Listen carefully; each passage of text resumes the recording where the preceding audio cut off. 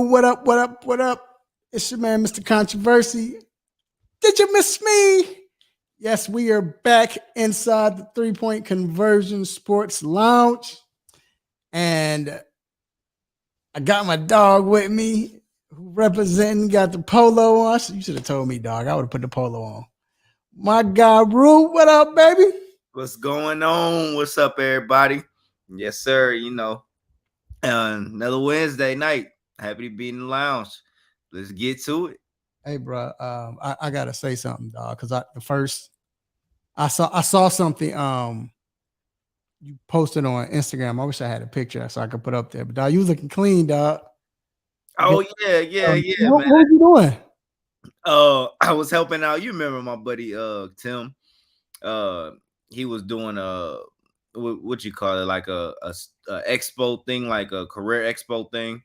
So he was putting on for the school, talking to a bunch of potential students, and I was just showing up for him as a testimonial, dog. But I had to jump fresh, man. I had to stop by Men's Warehouse, man. I had to sort of up the ante up, man. I see you, you know what I'm saying? We had these events, nice blazer and stuff. So I'm like, man, I gotta step it up, man. I didn't even know you was there for that, dog. I just saw that. I was like, look at Rue killing him.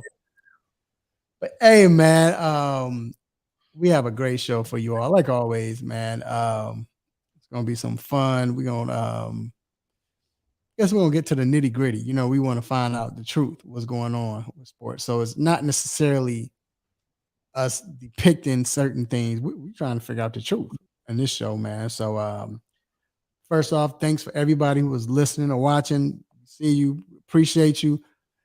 So we first starting off, man. Denver Nuggets won the finals, so we have to talk about Nikola Jokic. He had a strong performance. And it's been a lot of hype. People wanting to say he should have won MVP of the regular season. People want to say now, where does he rank in the centers of all time? Is he the greatest center of all time? Top 3? That's a lot. So, we're going to talk about, is it too soon to really give him all this hype or to believe this hype?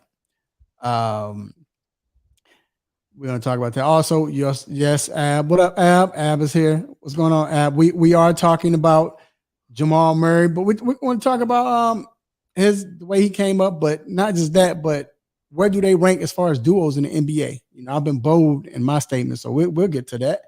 Also, we're talking NFL running backs, man.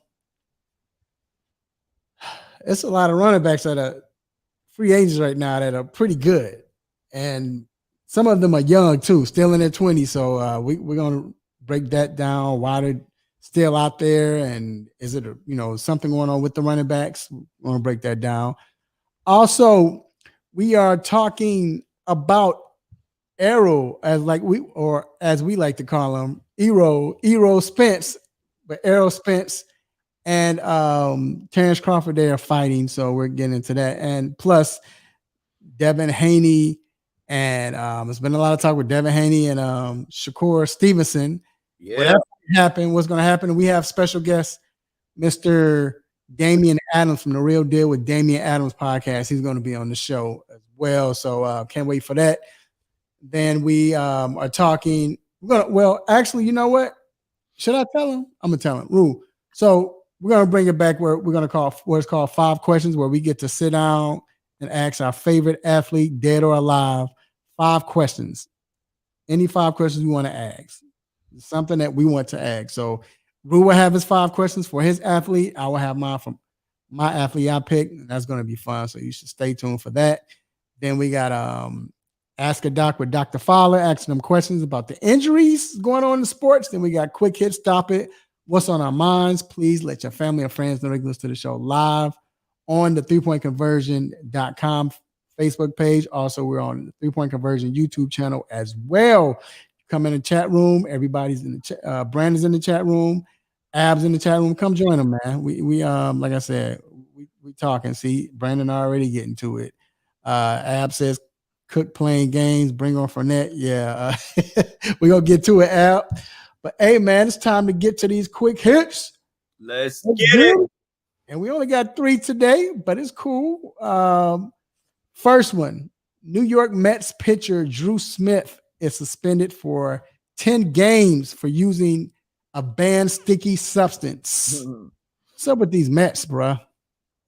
Yeah, man, these guys they ain't gonna learn their lessons. I mean, some guys need it. That the Mets they Mets will Met. You know, when you pay two what 40, I know they studs, but they make taking up half your payroll on your team, 240 plus. You know what I'm saying? We're talking Scherzer and Verlander. That's not a winning formula to me. But nah, this, the sticky stuff, hey, it is what it is. Some guys need it, some guys don't. But this is my question, Rue. In America, you have a lot of these players. You have a few of these players that got caught already. That's why they implemented this new rule where the umpires checking your hands and everything, gloves and all of that.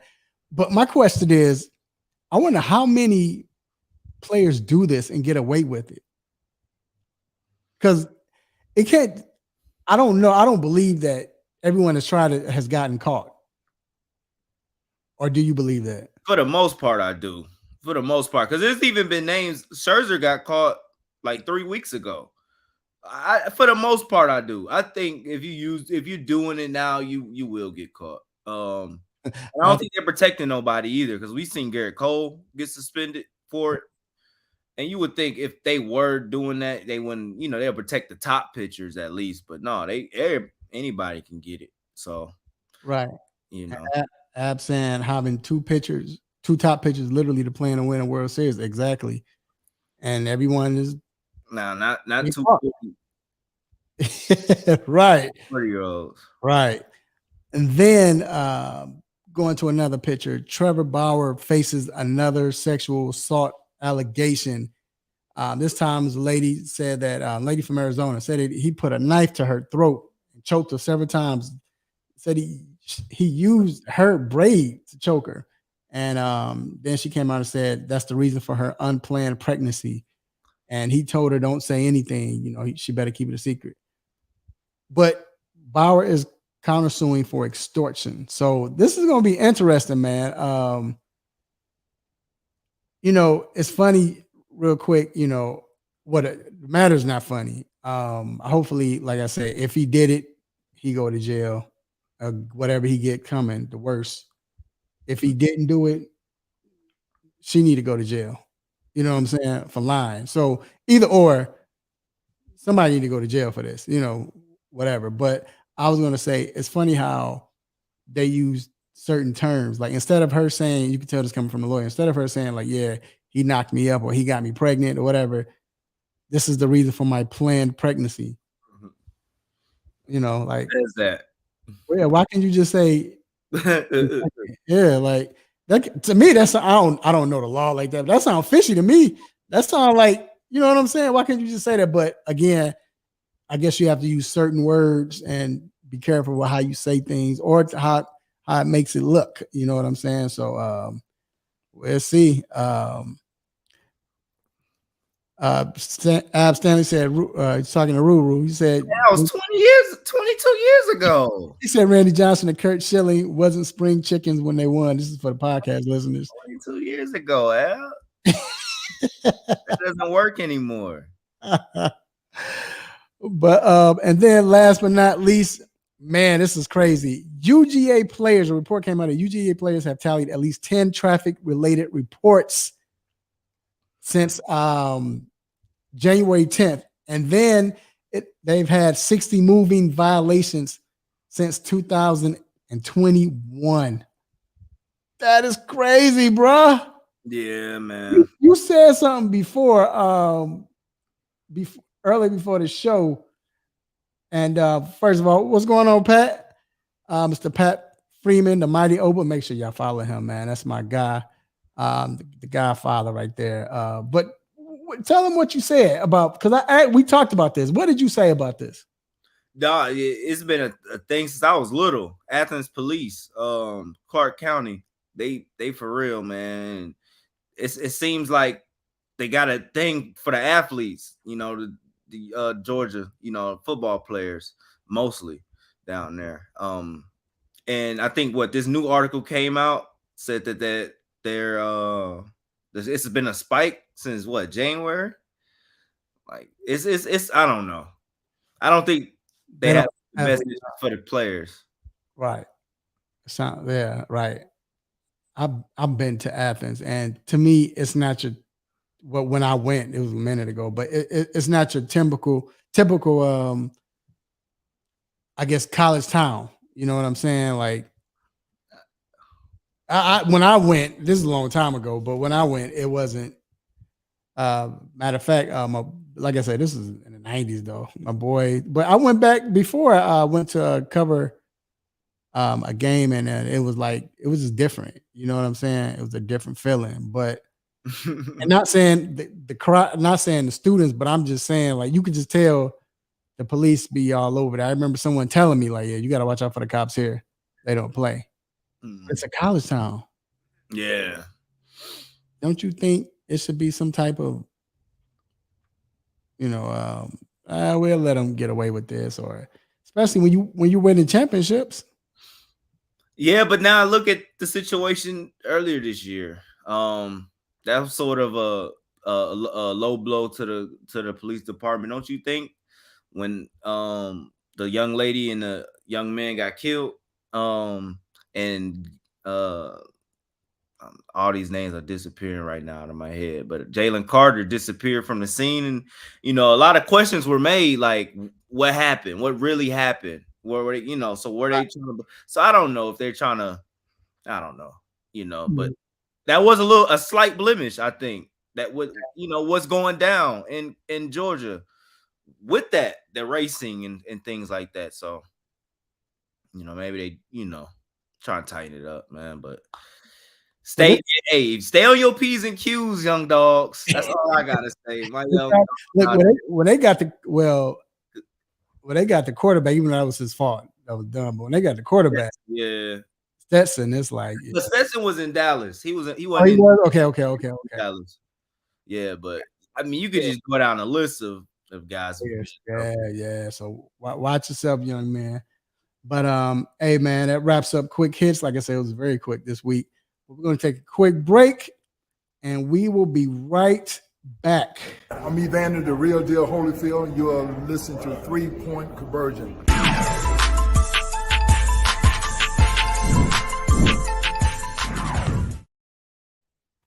All right. So, Rue, I was wrong, man.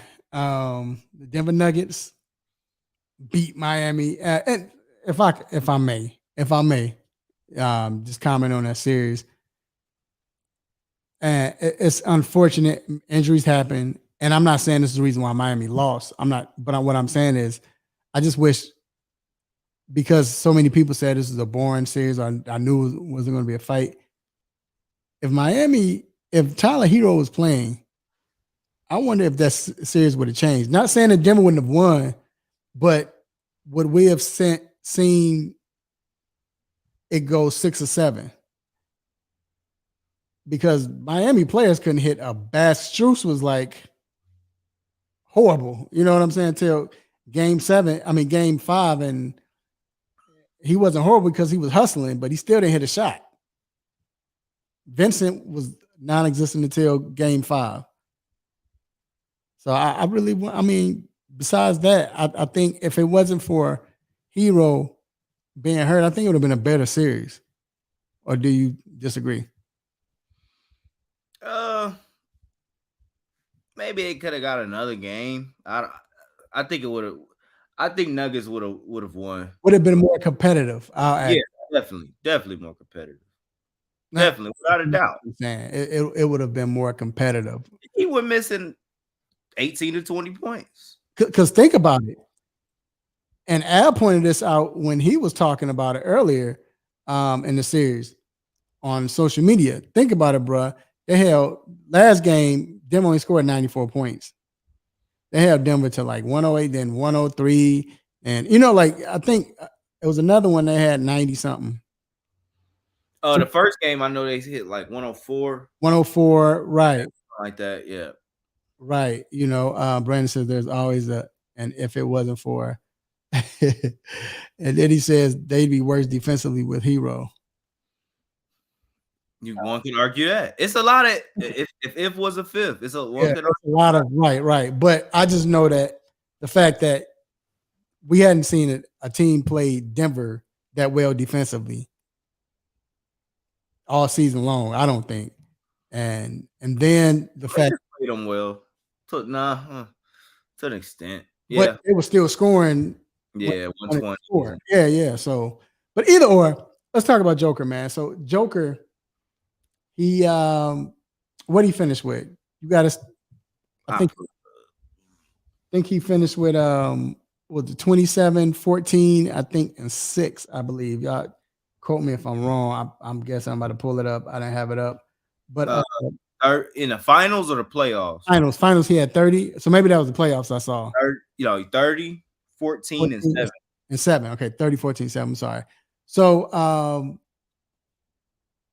that dude was efficient. That dude is it was a joy to watch him play, man. That dude can play. That dude is right now playing like the best center in the NBA.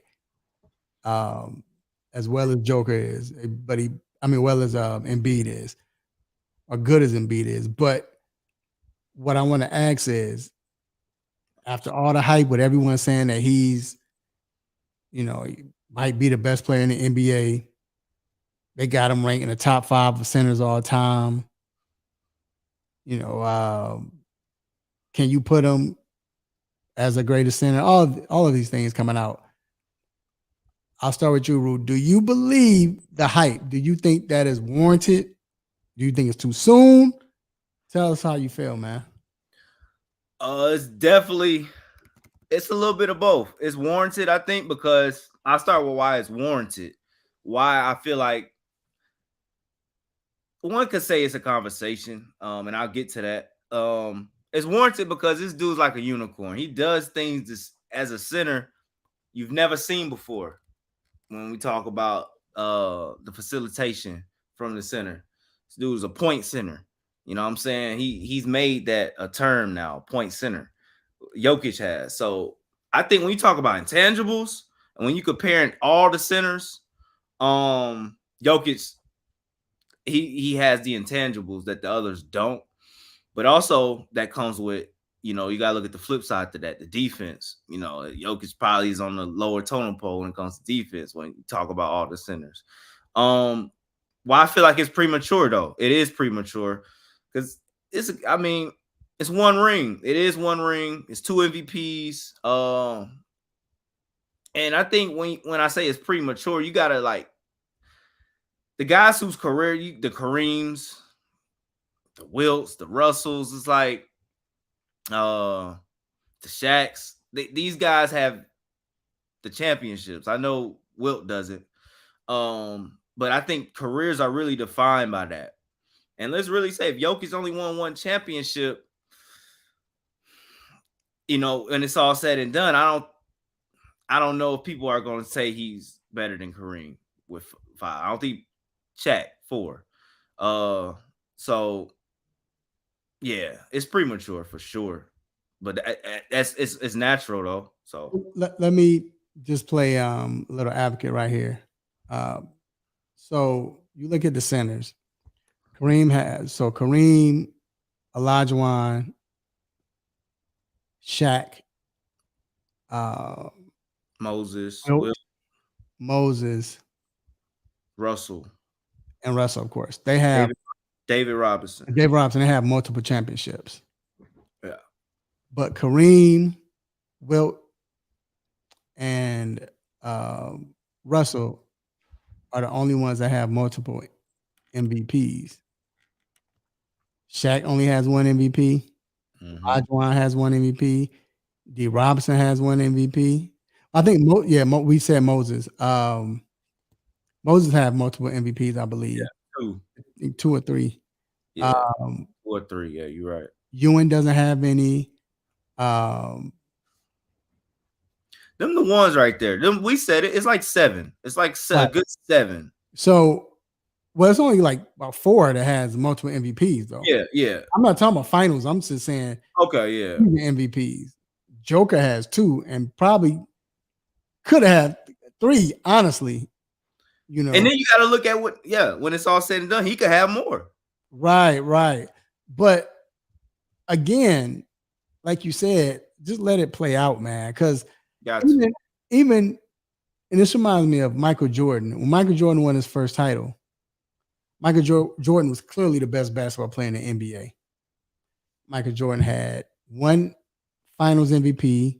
It was basically the same as Joker. 2 MVPs, 1 Finals MVP, and 1 Finals championship. Had multiple scoring. Now he had the scoring records or whatever, scoring, winning the scoring titles, but still, same as Joker, right? At this point, how Joker was like, everybody was saying he's best player.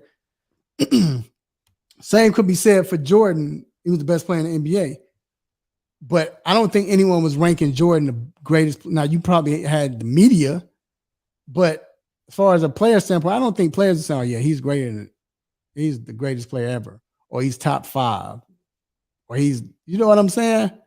So if we were saying it at the same time about the league's greatest player ever, same position the Joker was in, I think we need to, chill. And let's like you said, let's watch him play, because he is definitely the greatest. I mean, the best right now, I believe. He's playing the best right now. Do you believe he's the best player in the NBA right now? Yeah. I think he's been the best player in the NBA the last 3 seasons. Mm-hmm. Yeah. Well, I think Giannis was 3 seasons ago. But the last 2, I said I'd give it to Joker. Mm-hmm. I think people were to give it a little hesitant to give it over to Jokic after that first MVP. The second MVP was like, okay. And then, he capped it. He told you this year. So he proved it. But I'm with you. I think he's been the best since 2021.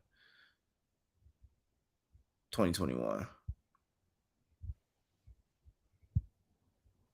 Can you hear me?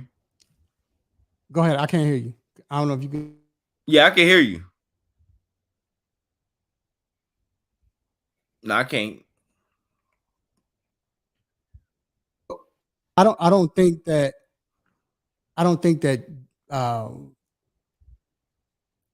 because he was the best player that he should be ranked right there. I really think it's more so the fact that and of course, like I said, he could do everything. All-stars, you have all of that good stuff. That's great. But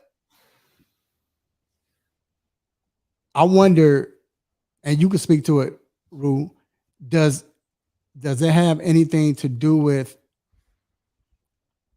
I guess far as the era he plays in? For any great player, when you rank best players of all time, do you think that has anything to do with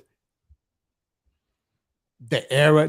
Can we count the era? Should we mention the era? And whether good or bad, I'm not saying with this era, because this era might serve him to say, hey, he's good. He's good because they're winning. Or, I mean, not winning, because you look at the type of style he plays and he's playing in the league. What other centers could play in this type of league where he could shoot threes and do all that? Or could we say he didn't play with other centers, or vice versa with Michael Jordan? People use vice versa things with Michael Jordan and everything. Go ahead. People say the same thing about Bill Russell, and he didn't play. I say it. I mean, he didn't played against 4 or 5 different teams.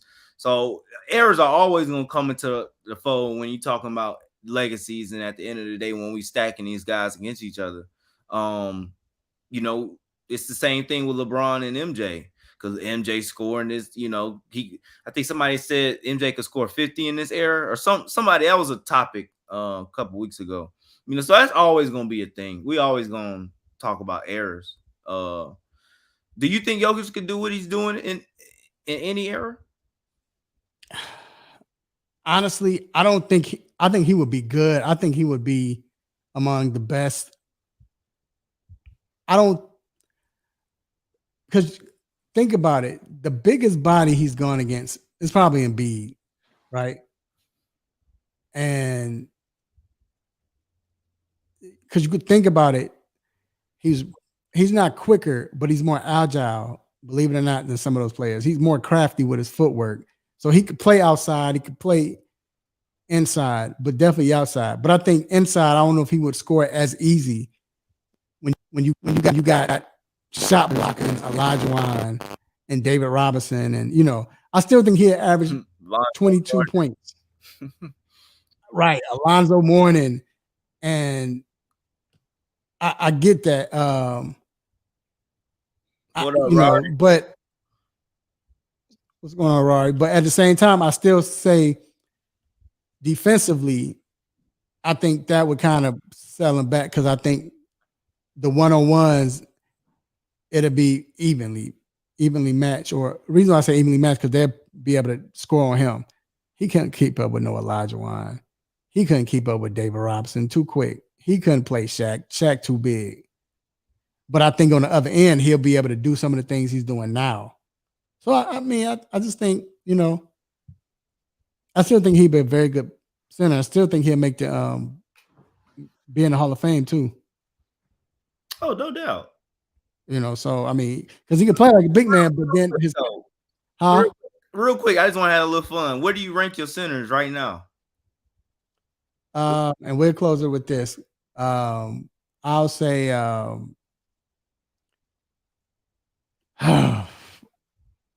give me people gonna get mad at me for this. I don't care. And 5. Because I don't think Jokic's in top 5. Heck no. Right. Because some people are like he is. He's not.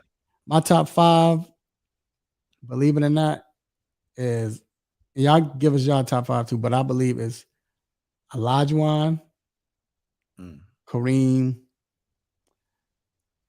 This order? Yep. Olajuwon, Kareem. 2. Kareem 2. Yep. It's hard for me to say Wilt or because I didn't watch them. But if you want me to do that, I probably had Wilt number 3. Number 4, Shaq.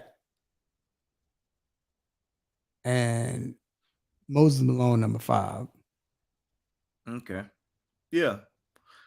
That's my 5. No, not the same order, but that's my 5. What's the order? I got Kareem number 1.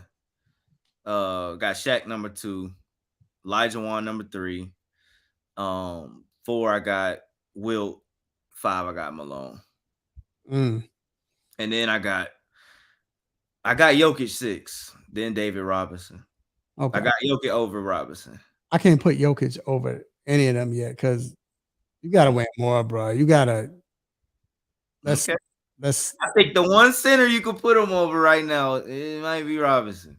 I can't. I still can't. And I know I ain't watched David like that, but come on. And then I understand that. You hadn't watched him, so I get it. But quick fact right here, Brandon, go ahead, vouch for me. Robinson was a beast. Robinson had the team he had until he got Tim Duncan. So that's the championships. Go ahead. Moses Malone is my big cousin. By the way, that's a quick fact. Now I told y'all, man. Oh, you never told me. Now tell him. Brandon can vouch for. Brandon's that's his cousin too. So Okay, that's what's up. Ties right there, man. VA ties right there. That's what's up. So all right, man, we're gonna close this segment. We're gonna take a quick break, and I probably should have played that drop with this next guest or before the next guest because we're about to talk boxing in a second, you all. But either or, we're gonna take a quick break, man, and we'll be back with the one and only Damian Adams. We'll be right back. What's going on? Pastor 10 here, and you're listening to the 3-Point Conversion.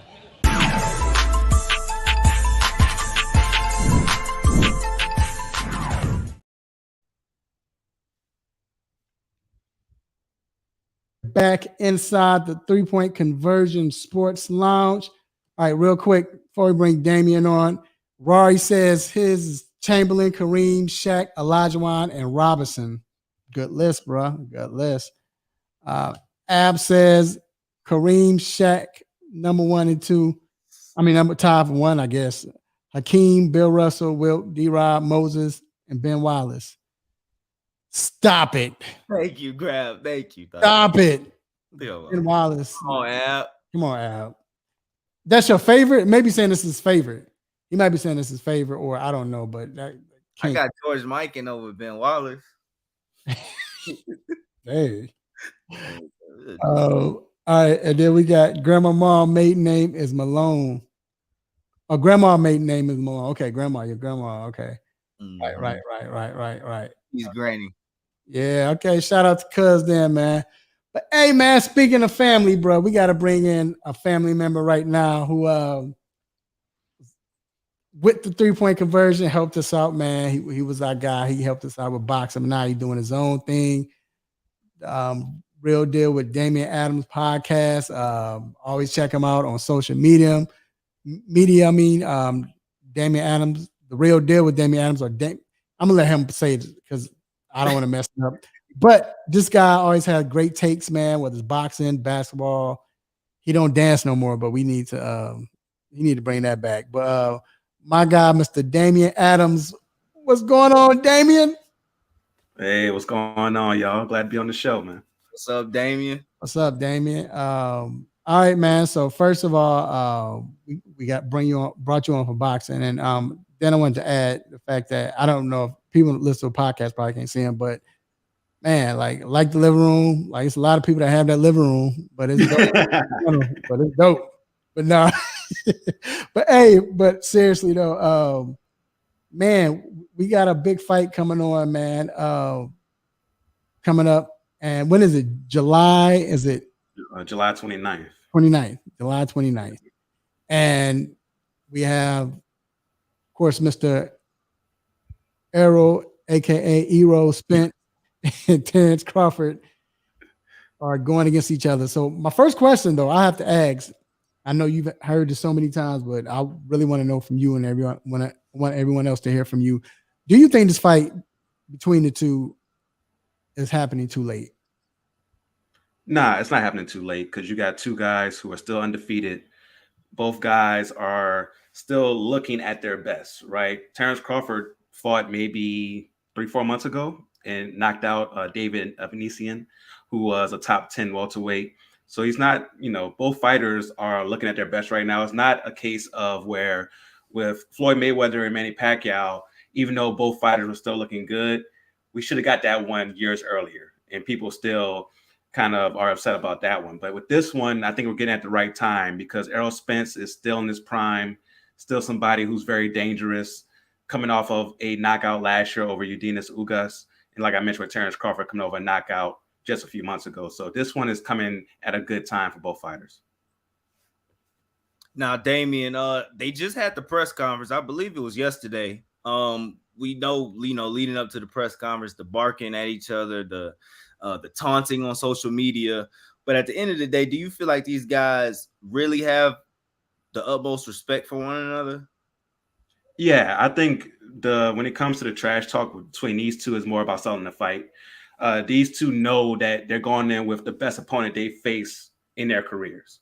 Like they both acknowledge that the other person is one of the best in the game. They want to prove who's the best. So this one, honestly, you don't even need the barking. Like, honestly, you could just sell the fight by saying we have the best versus the best going at it.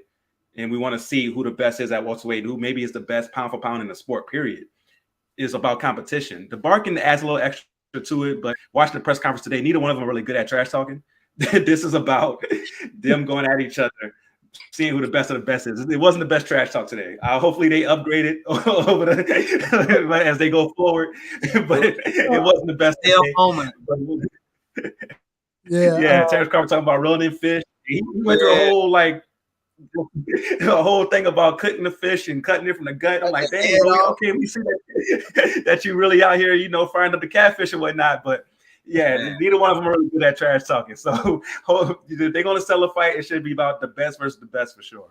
I think Ero, our guy, got some with the smoking on bud though. That's That was a good little, line. That was a good. Yeah, that was a good line. So it's funny, Damien, because after the fight, and shout out to New Stitch Media, Fago, my guy Fago, that he's the owner of New Stitch Media, and he posted they were there covering it, and they were talking to Terrence, and Bud was like, yeah, they asked him a question about them two fighting. He was like, man, he's gonna bring his all, I'm gonna bring my all. I'm pretty sure I'm gonna be great, whatever, and I'm pretty sure he's gonna be great. And there's 2 men, and it was like, okay, that's what's up. Ero said the same thing later on in the sense. So you saw it, and then we all remember the first time. Remember that time they met up. So I don't know where they were. Remember they were going back and forth at it. Oh yeah, I think they were at like another fight when they both Yeah. happened to be there. They were going back and forth, but you could tell it was friendly. Like it wasn't. I mean, of course they weren't about to fight, but it was friendly and they were cool. Then at the end, they kind of respected each other up. So yeah, I really can't wait for this. But I have to ask you about a particular fight that we're waiting to see. It's a clip out there where Shakur Stevenson sent Devin Haney a bottle with a sign that said, "Sign the contract." Do you think this fight will happen? And if so, who do you like if they do fight? Oh man, that would be a great fight to see. Right now, it's been rumored that Devin Haney is talking to Matchroom. Not to get too deep into my boxing nerdom, but that would be on the Zone on that platform, not on ESPN where he's been fighting. Shakur is with ESPN at Top Rank. So if Devin Haney signs with Matchroom and the Zone, it'll be harder to make that fight happen. But I do see it happening eventually. It may be a couple of years down the line. You got to remember, both of these guys are really young. Devin Haney's 24. I think Shakur Stevenson's like 23, 22. So this fight, I think it's going to take a couple of years before it happens. And I can see Devin Haney moving up to 140 and trying to take on Teofimo Lopez. If Teofimo Lopez isn't truly retired, he could take on Teofimo Lopez or Regis Prograis, someone like that. And Shakur Stevenson eventually get up to 140, and then they fight there. Right now, Shakur Stevenson just got to 135, and Devin Haney is a big 135. It's hard for him to make that weight, so I think he's going to move up to 140. So I think we'll see that fight eventually, just not in the near future. But if it does happen, I do lean towards Shakur Stevenson. I think Shakur Stevenson is special. Like, Devin Haney is very, very good, a great fighter. I think Shakur Stevenson is special. Like, he can end his career, if he stays focused, stays away from the BS, he can end his career at the same level as Floyd Mayweather, as a Pernell Whitaker, as some of the all-time greats, because he's that gifted as a defensive fighter. In his last fight, he showed more power, which we haven't seen from him before. So if he's really starting to show that power along with his defensive acumen, it's going to be scary for Shakur Stevenson's opponents, because I don't see any weaknesses in this game. Yeah, Damien, you talking about Shakur right now, how he can be up there with the Floyds. How do you feel about other boxers, like in just the state of boxing in general right now? How do you feel about it? Well, right now it's in a great place, right? Because you got me on here talking about Terrence. Earlier this year, we had Gervonta Davis versus Ryan Garcia. We had David Benavidez versus Caleb Plant. This past weekend, we had Teofimo Lopez versus Josh Taylor. For a long time, we weren't getting those fights. I would come on here and I would rant about how we're not getting the fights that we want. And now this year, especially, we're getting all those fights that we've been asking for. So boxing in general is in a great state right now. And a lot of those fighters that I mentioned are young. Teofimo Lopez, 25. Shakur, 23. Devin Haney, 24. Gervonta Davis seems like he's been around forever. He's only 28. Ryan Garcia is 24. Like, these guys are young, in their prime or approaching their prime. And there's so many big fights that can be made going forward. So I think the boxing is in a great place right now. And there's a lot of young talent that will give us so many big fights going forward. Mm. And then real quick, I have to ask you this, I always ask you, what young fighters should we look out for next? Man, there's a lot of really, really good young fighters right now. Of course, Shakur Stevenson's the main one that I would say that you look out for. A lot of young fighters, it's different today because a lot of the young fighters are already on the forefront. Shakur, Teofimo, Devin Haney, they're already out there for you to see. Keyshawn Davis is one that comes to mind. He's also at 135, a young fighter who he's fought on the undercards a lot of Shakur Stevenson, of top rank type fights. He's lethal. He's one of those guys who you could tell he's one of those guys who enjoys punishing people, right? Like once he has them hurt, there's no hesitation. He's coming in for the finish. Great skills, great reflexes. So if you're looking for like a young boxer to really get attached to and say, oh, this is my guy, Keyshawn Davis is one. Mark Castro is another one that's in lightweight as well. He's somebody who is known for in the boxing world because he was a big time amateur. But if you're just getting introduced to him, he's somebody else who is just lethal with his combinations. He's somebody who can put together 2, 3, 4, 5 punches at a time. Very exciting fighter. So Mark Castro, Keyshawn Davis are two that come to mind. There's a lot of young fighters right now. And boxing today is different because it doesn't take as many fights to become a mainstream guy. Like back in the day, when you got introduced to a boxer, they would be like 20-0. They already have 20 fights under their belt.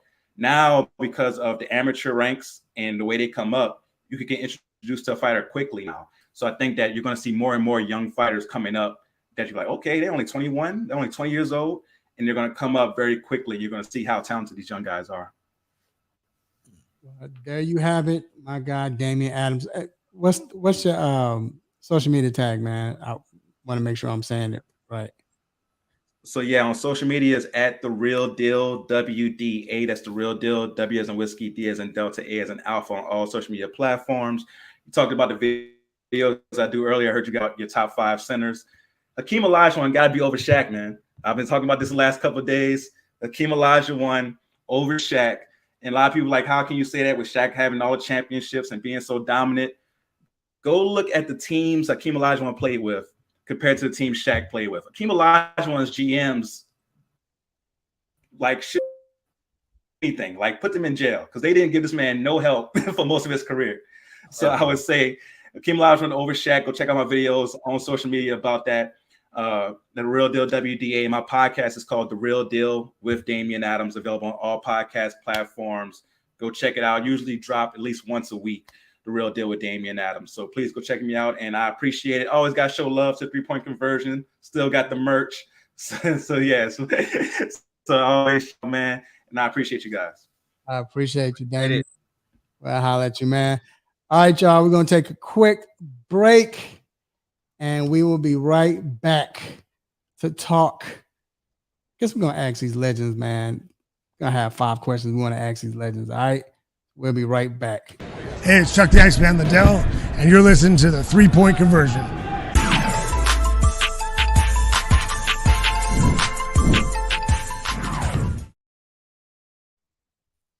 All right, we are back inside the 3-point conversion sports lounge, and this is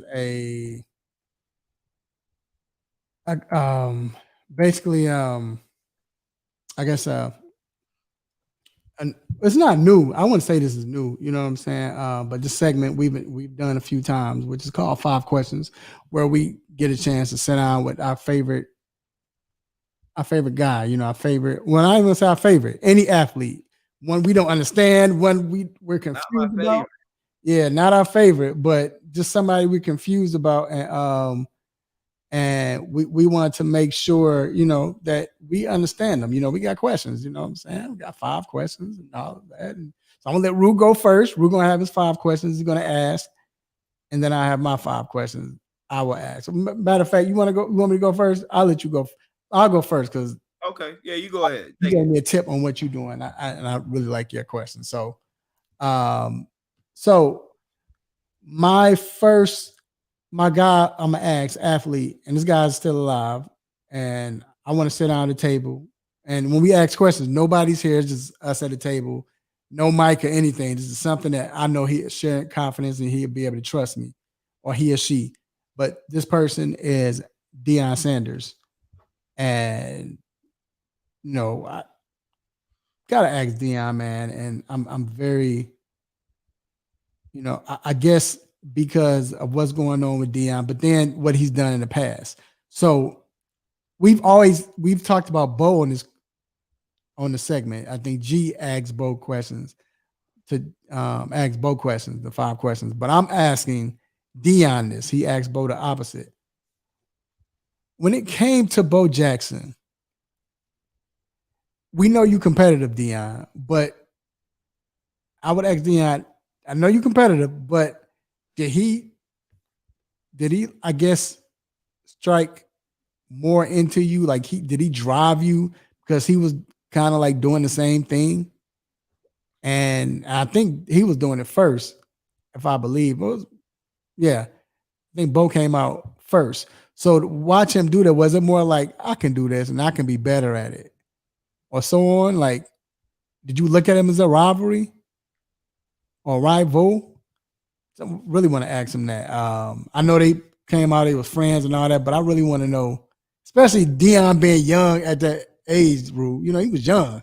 You know what I'm saying? So he wasn't a mature Dion. He still had a curl. You know, so I wonder if he really was like, yo, I'm gonna show this dude I'm the best at the two-way sport. Then my next question would be, I know Dion played cornerback. He's the best cornerback to ever played. I get that. But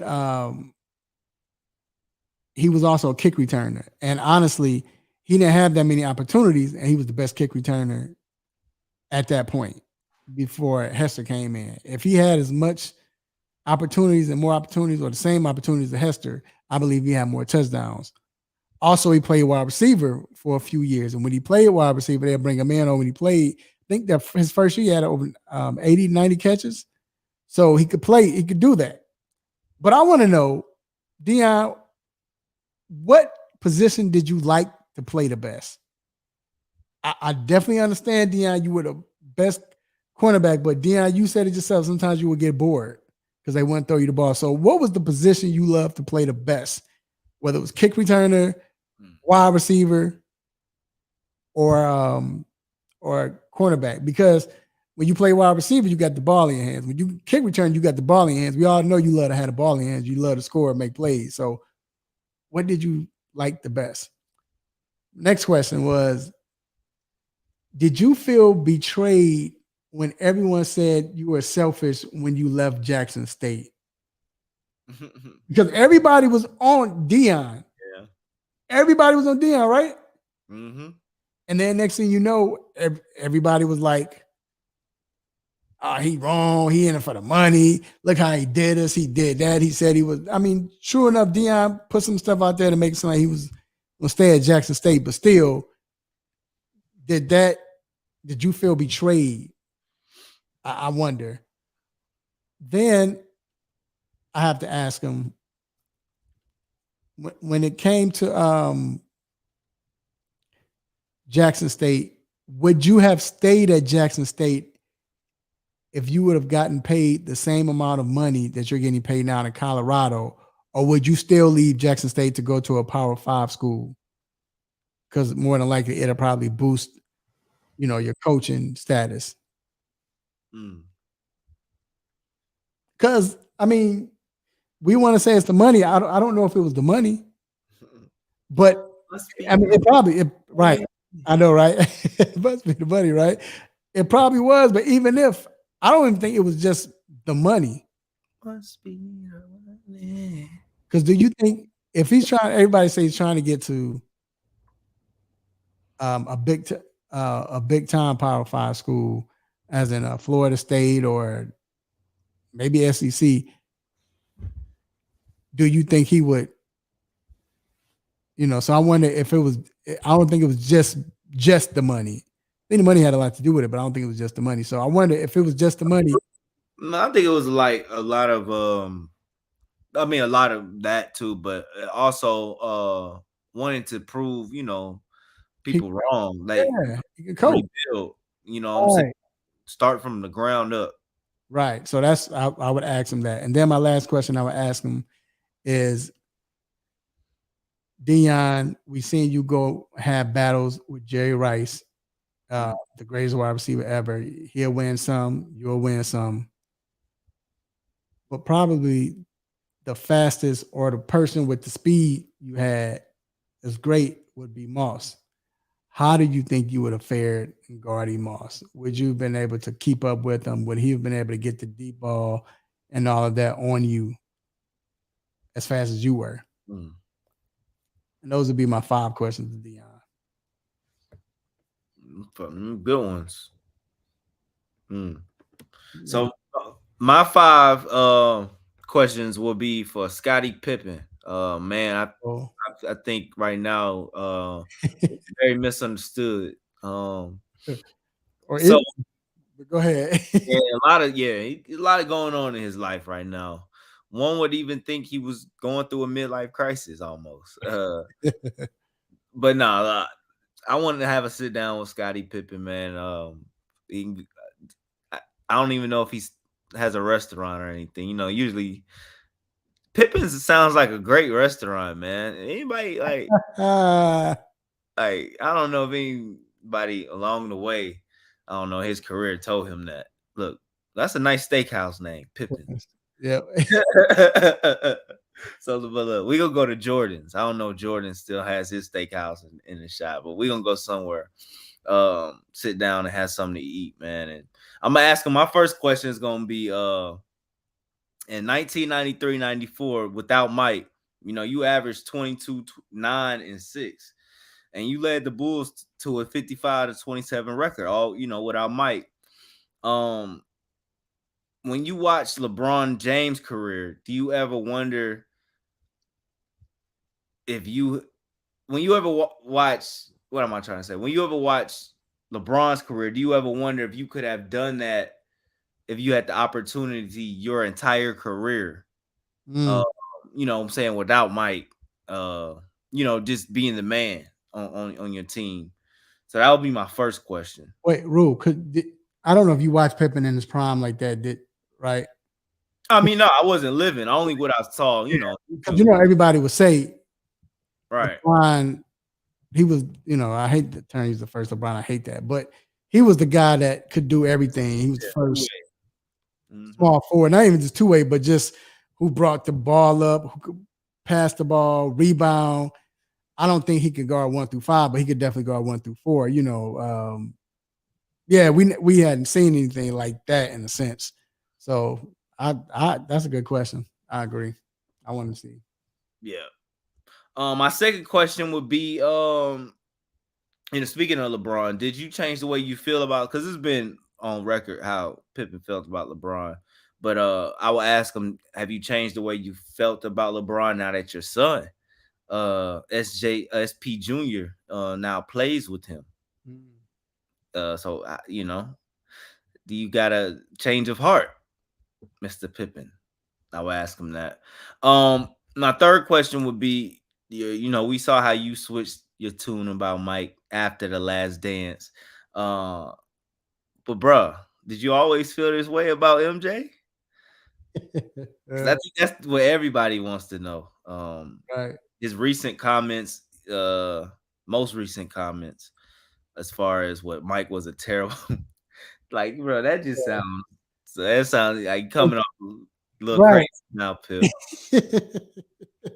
You hate it or whatever, right? It's just like, come on, man. Mike was a terrible player.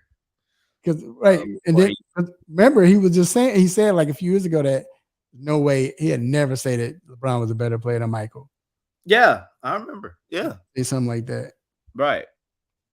So Pip, we see how the interview's going at this point. Might as well go ahead and ask you, who do you hate more at this point, bro? MJ or Isaiah Thomas? Because a few years ago, everybody would have expected you to say Isaiah, but now it's like, So what's up, bro? And the big fish in the room, what I'm saying, I'm aggressive with it, knowing that Marcus is dating your ex-wife Larsa. At this point, I might be ducking, what I'm saying, a left hook. But why? We know Marcus is dating your ex-wife. But why do you keep going at MJ and not Marcus? Even though, what I'm saying, he was a kid when you were in the NBA and everything, but he's a grown man. I think he's 33. I want to say he's a 33-year-old man. So why don't you just go at Marcus? Yeah, because he. Is this hurting you, or how do you feel about this, Pip? Because we haven't heard. I agree with that because why he not saying anything about Marcus, but he keep going at MJ like MJ took his lady. Shoulder to lean on. Yeah, man. All these young dudes started with Future. Bro. Then he grew the dreads. A lot of hell back gang. Does Pip have a book out yet, bro? Nope. Yeah, I think so. He was. Yeah. Yep. Definitely MJ and his family. Yep. This definitely sound like a book. The last whole 2-3 years sounds like he could have put it all in a book and sold a lot of books. No, man, I agree, man. I agree with all of them. That especially Marcus. Like Marcus, he ain't said nothing to Marcus. Brandon says Marcus been plotting on that since he was 6. Malik Beasley gave him the green light. Yep. He was like, oh. At that restaurant. Yeah. I don't get it. I'm with y'all. I don't get it either. Yeah, so that would be my questions to Scotty, man. I think everybody wants the interview with Scotty right now. He's one of the hottest on the market. Wouldn't that be dope if we got a chance to yeah, hell yeah. Hey, we could ask him these questions though. Do you think we could for real? No. Would you? No, come on, man. Ain't no way we could have. All right, man. We're gonna take a quick break and we're gonna be back with the we're gonna be back with the Stop It segment. Don't go anywhere. What up, y'all? You know who it is, your boy Kiss. Right now, you checking out the 3-point conversion.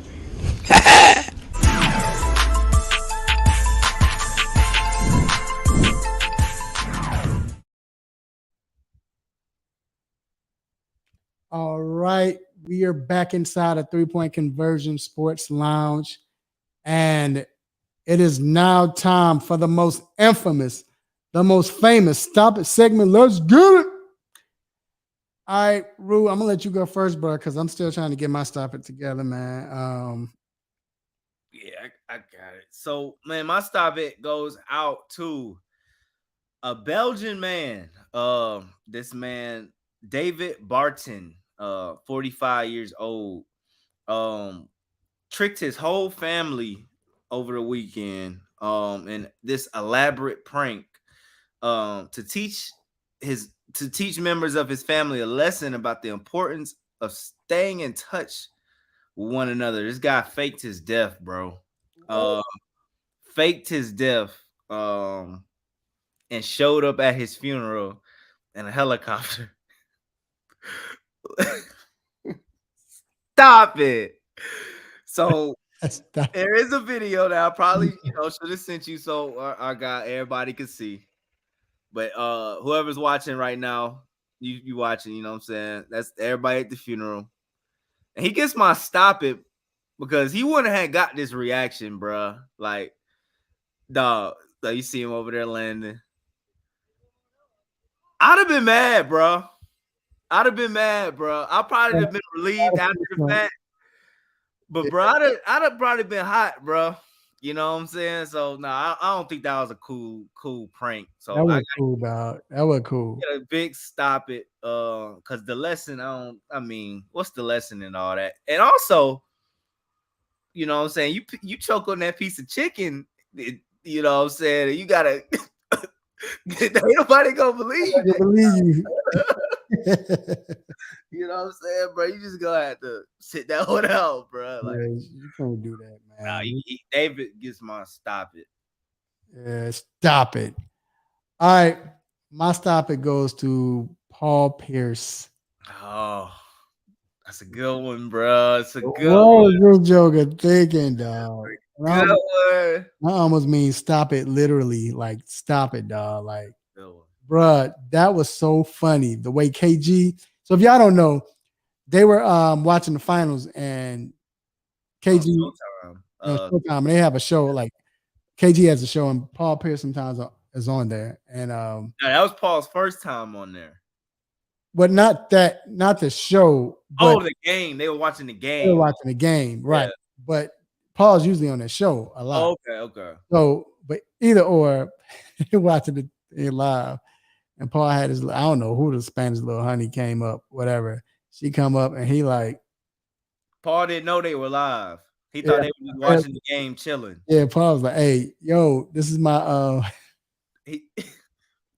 yo, I got this girl from this link this where you can get girls, man. You didn't KG like, yo, Paul, man, watch the game, bro. Watch the game, Paul. I don't know if you seen all of it when he was. I saw it. And he was telling, "Hey, Paul, you burnt, bro."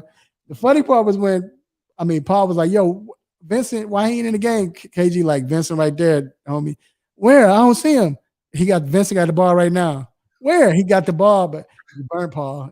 He said, "You burnt Pete. You burnt Pete." But the funny part was when he found out, and he was like, "Oh, like, wait, I'm live? Like, I'm live for real?" That was some great content, bro. I saw it after the fact, but I was rolling. That was great content. That was funny. That was funny. Yeah, man, that was funny. Paul, yeah, man, dude. Yeah, wow, dude, bro. Wow. But all right, man. Well, that wraps up the Stop It segment. We're gonna take another quick break. Well, we're gonna keep going, man. We're gonna go on, man, and talk about this NFL, bro. It's crazy. We started mandatory camp, right? Yeah. And we're gonna name some of your most notable running backs, right? Like Leonard Fournette,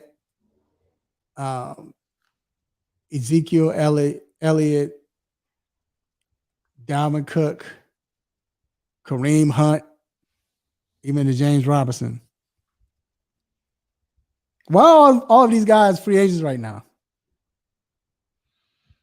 Oh, honestly, I think the production and the dollars don't match up anymore. They don't add up. So we all remember, I'll take it back. 6-7 years ago, when Todd Gurley sort of broke the market for running backs, saw how that went. Todd Gurley was finished after 2-3 years, I want to say, of that deal. He had nothing else to really give. I don't, the running back position has become so I don't want to say tinkered, or what I'm saying, it's a next man up position. Right. So I don't think the names are adding up, are matching the dollars anymore. You know what I'm saying? With the Zeeks. The Zeke got his deal 3-4 years ago, $100 million, right? Mm-hmm. Like, look at him now. And look at Tony Pollard, who's making he made $10 million last year with the Cowboys. So they were also paying another running back $10 million while you had this another running. It's just become next man up, and we see it time and time. You spoke James Robinson, fantastic year he had. 2021 next year they draft ETN, he's out the fold. And you saw what they did with ETN last year. Won a playoff game. So it's these owners, bro. They not coming off that money for a running back like that anymore. It don't seem to like.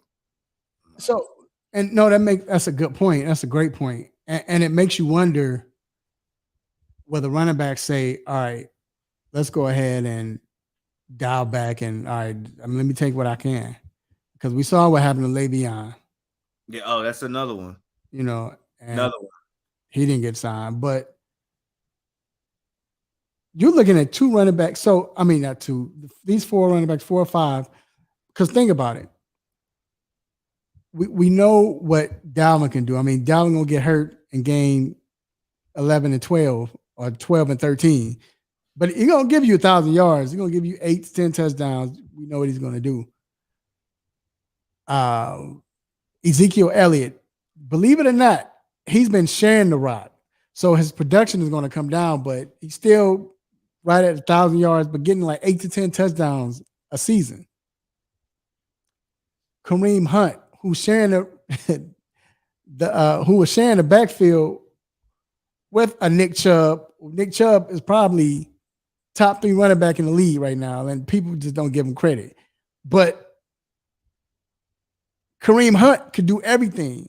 We've seen him do it. Only reason why he was on the Cleveland Browns because of the situation when he got in trouble. That was it. When he stumped old girl out. That was it. Then you got Leonard Fournette. The team regressed last year, but Leonard Fournette, the last 3 years, Leonard Fournette showed that he can change his game. When he was a power runner, he became the pass catcher in Tampa. And what they call him, playoff Lenny. And you already spoke of James Robinson, who rookie year came in and you thought, okay, this guy's going to be the franchise. They draft ETN. He comes back to play and still plays well. And then last year, because of ETN, they say, we don't want to pay this guy. We got 2 running backs. Let's go ahead and trade James Robinson. So he's still young. He's under 25. He's 25 years old, I believe. So all these running backs prove their worth, and they prove that they can play and they still have something in the tank. But it's like, when will the two worlds collide where you have the owner saying, all right, we're not going to pay you that much. We don't want to. But then you have the players saying, all right, we'll take a deal. We won't hit you up for that much money. When is that going to happen? Then think about this, Rue. At this point, where can they go? Like Zeke right now, can you see any team Zeke can start for at this moment? Like, because teams got running backs right now. Ooh. Start for? I mean, because you got Ramondre Stevenson, right? Well, New England. You talking about with New England? Yeah, I wonder if Zeke. Well, James Robinson went to New England. That's right. I named him too. I forgot James Robinson. Because I was going to say that'd be a good spot for Zeke. But who else could you see Zeke going to? So Miami, Buffalo are the 2 teams that pop out. Who? Miami and Buffalo. But Miami got like 15 running backs already on the roster. But I feel you. Right. But if he went there, he probably could end up being a starter. Texans? Houston? No, they got bell cow last year. Yeah. So let's go through the teams. Do you think Seattle has a running back? Seattle, you have I can't think of his name. Kenneth Walker. Yeah, Walker. San Fran, we ain't gonna name them. So San Fran, Seattle, LA Rams. That's a team. Ding, ding, ding, ding. Stop. Even though Cam Akers came to play last year, but right, that might be a team. That could be. Chargers, come on, they got Eckler. Nah. Chargers, nope. What's that with NFC West? What's the other? Denver. Is that a Denver? Well, they just signed. I can't think of names. The backup for Cincinnati. Oh, it's Samaje Perine. And they're getting Javante Williams. You're Williams right. Back. You're right. So, they're a little deep. So we got San Fran. Kansas City is always they got Pacheco, but Pacheco. They still have Clyde? Yeah, they still got Clyde. No. Okay. All right, Kansas City. No San Diego. Oakland. You already got the running back in Oakland. Who's the other team in the West? Chargers, Kansas City, Oakland. Cardinals. Ooh, James Conner. And NFC, yep.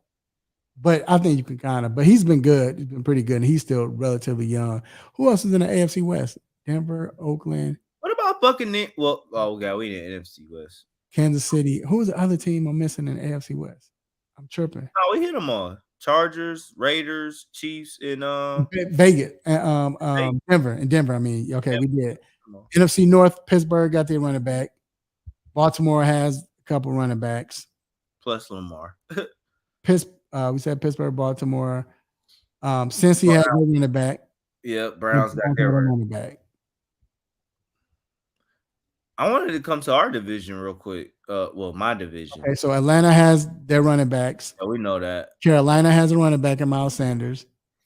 See, I didn't even know they signed him, but yeah. But when you look at Tampa Bay, What they like Devin White, the young guy from last year. the one that took over. That's why they cut. But Really? you're right though. But he's not proven. Right. So it's So we'll say Tampa. And New then Orleans, Kamara, but Kamara, but he might be serving time. But still, you got Kamara. The Bears division. Bears got running backs. Detroit got running backs. Green Bay got one. Yeah, Green Bay has running backs. Yeah. And Minnesota? Minnesota. Well, they're going with Madison though. Are they? That Madison's their guy? Yeah, Madison's their guy. Because he's been doing well anyway, but you had Cook. Man. But Madison's not proven though. So that's Tampa and Minnesota. And then you got the NFC East. You got Dallas got a running back in Pollard. Eagles have their running back, especially now with Swift. Giants have Saquon. And who am I missing? Giants, Eagles, Dallas. Commanders have the young guy that was shot in the leg from Alabama. Williams. Brian Robinson, yeah. So you look at that, you got so out of 32 teams, 2 teams right now look iffy when it comes to running backs. Everybody got one, man. Like, I don't know. It's a tough market. But you had to know that was the way it's going. But listen, I can say Zeke. I can see Zeke being a backup or whatever, sharing the backfield. But Dalvin Cook, no, Dalvin's a starter. I know he's kind of winding down, but still, he's still in the 30. He hasn't showed it though. He hasn't showed the winding down, right? The regression. Kareem Hunt, I think he's a bona fide starter. If he gets the chance. But the good thing about Kareem, he showed that he can play with another running back. So there's nothing wrong with that. Right. And then Leonard Fournette, he's still 27, 28. I think he's the sort of a goal line. What's our guy that was with the Lions last year? Williams. He's with New Orleans now. Javon, I can't think of his name. He led the league in touchdowns, though. He reminds me of him. He's sort of not a Williams. I know you're talking about. Yeah. Yeah, he shared the backfield with Swift.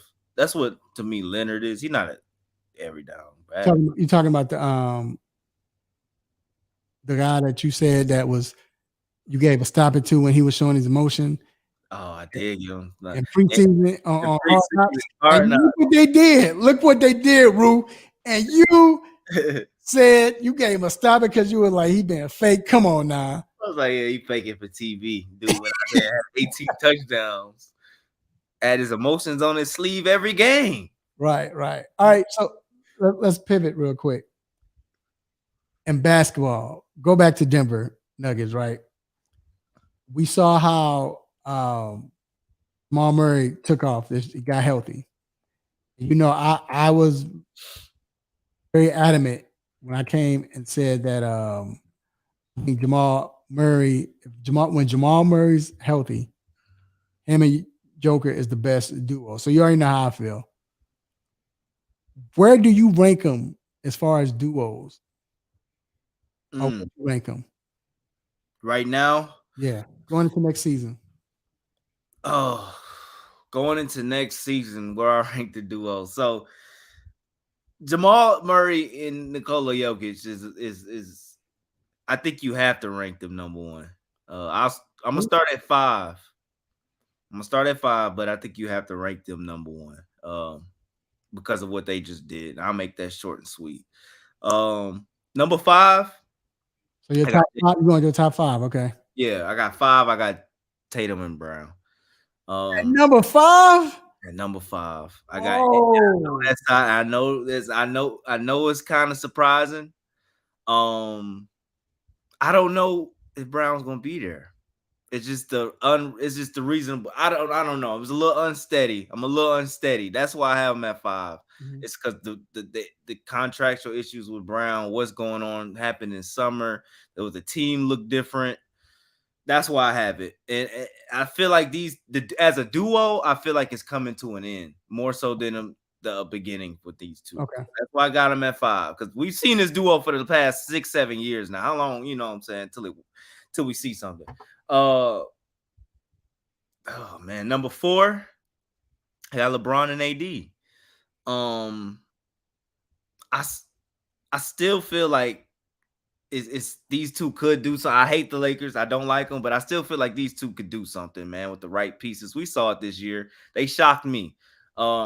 AD, it's all on AD though, man, because LeBron's begging him to look here, take the torch, and let's do it. So I think those are 2 top 10 players. I think the only duo with maybe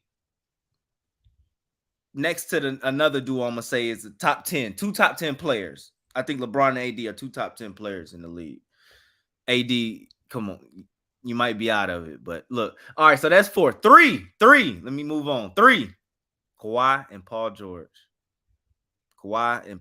George.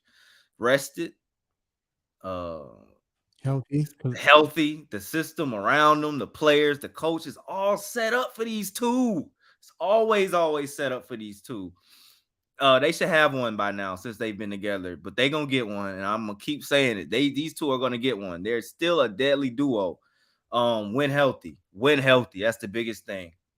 Number 2, Devin Booker, KD. Devin Booker and KD. I think they showed what they can do. They got 2 games off the champs by they damn self. They got 2 games off the champs. But number 1, you got to get to the champs. Who you have at 3 again? You had Kawhi and Paul George, number 3. Okay.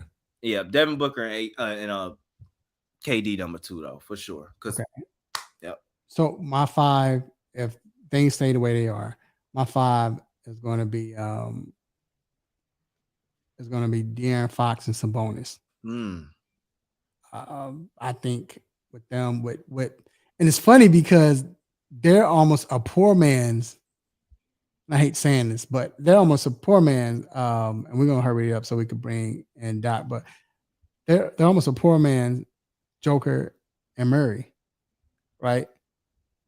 Sabonis get maybe 18 points a game, 12 rebounds a game, 7 assists a game. He was leading the Kings in assists, right, this year. Now, of course, you know Fox think average 25 a game this year.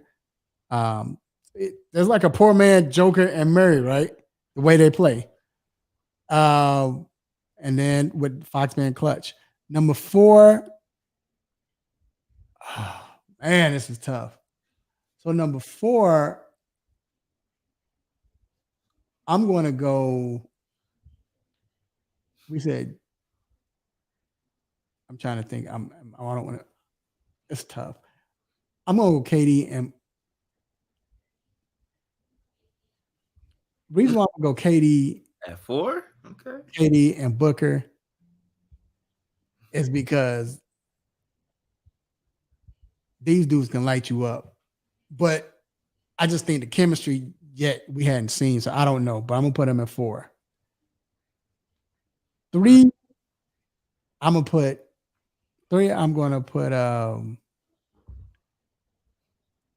LeBron and AD. When healthy, LeBron, you know what he does. AD, you know what they do. They have sort of chemistry in a sense. So I'm gonna give it to them. Number 2, I'm gonna give Tatum and Brown. Only reason I give them 2 because they're probably the most consistent out of everyone we've named. We haven't seen with Devin Booker and KD yet, right? But with Brown and Tatum, every game is like Brown scoring 25 to 27, Tatum scoring 30, 29 to 32. Tatum will have like 8 to 10 rebounds. Brown will have like 6 to 8 rebounds, 4 assists, 2, but they're consistent. You're going to get that every game, right? They're more consistent than the Sacramento brothers. They're more consistent than LeBron and AD, and they're more consistent than who's the other one I named? That's a bonus. Yeah, and we don't know about KD and Booker yet. And then, of course, like I said, number one, I have the Joker and Murray, and just because their chemistry, I don't think anyone in the NBA has a better chemistry than them two right now. Like I hadn't seen a better chemistry, than them two in a long time. Would you say Kobe Shaq? They didn't have chemistry. Oh yeah, you're right. Yeah, probably, and this is big. I know people think I'm crazy, but Malone and Stockton. Malone and Stockton's chemistry was like they knew where they was going to be each time. It was Nash and Amari. I think it's better than Nash and Amari because they play with one another. Them two, Stockton and Malone, Murray and Joker, they know how to play with each other. Where he handing off to Murray, or Murray do the little pick and roll. He knows where Murray's going to be. Murray knows where he's going to be. That chemistry right there is. Then you add Murray scoring, then you add Joker scoring, or if you want to, best chemistry. That's why I have them number one. So, if y'all listening and watching, let us know. We'll put it on the screen. Let us know what you all think. But we're going to go ahead and take a quick break, and we're going to talk about get some injuries, man. We got family back in the building after he didn't abandon us. I'm just kidding. No, he had to take care of some. He had to take care of some business. I see you, Dr. Fowler. I see your reaction. Y'all can see his reaction, but no. But no, we're gonna bring in Dr. Fowler to come in, man, and talk about injuries. All right. We'll be right back. What's up, family? I'm Real Mike Rob. Make sure you tuning in to the three.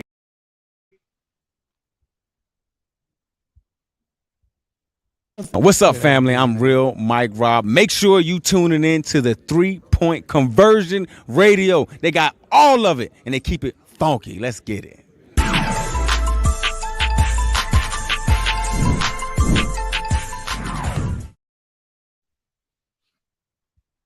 All right.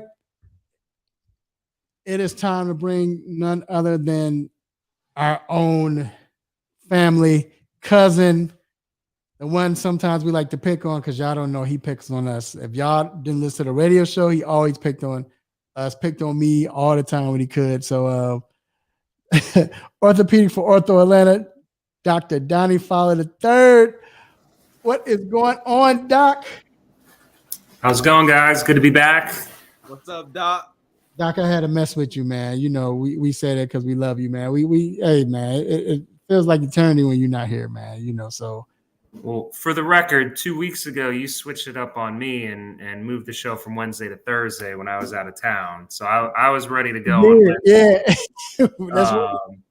And then last week the Mets were in town, so yeah, I had business, and they got spanked by the Braves, so that was fun. But I'm back. So well, it's good to have you back.